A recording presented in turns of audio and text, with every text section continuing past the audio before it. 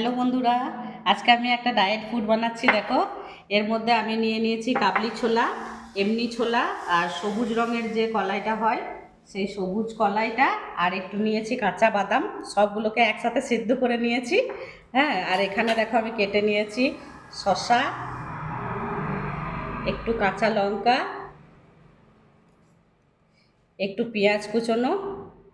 এই সমস্ত সব আইটেমগুলোকে নিয়ে আমি একসাথে করে এটা একটা ডায়েট ফুড বানাবো।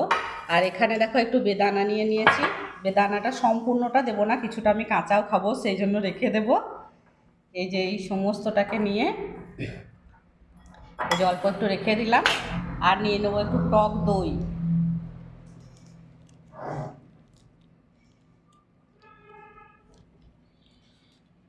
এই সমস্ত রকমের উপকরণগুলোকে একসাথে মিক্সড করে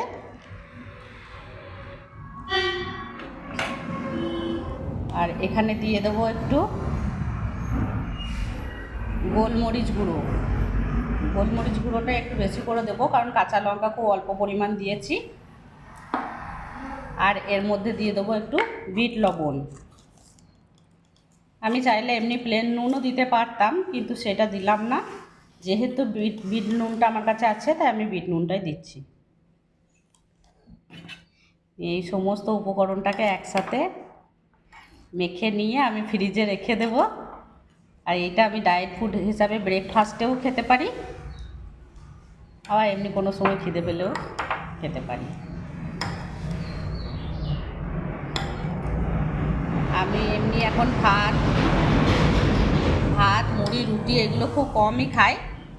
তো এই সিদ্ধ সিদ্ধ জিনিসগুলো খেলে পেটও ঠান্ডা থাকবে আর ডায়েটটাও মেনটেন থাকবে। তো বন্ধুরা, তোমাদের কেমন লাগলো একটু কমেন্ট করে বলো। আমি এই যে কাচের পাত্রটার মধ্যে এটাকে ভালোভাবে পুরো একদম ম্যারিনেট করে নেওয়ার মতন করে রেডি করে নিচ্ছি। এবার এটাকে ফ্রিজের মধ্যে রেখে দেব। ওকে, বাই।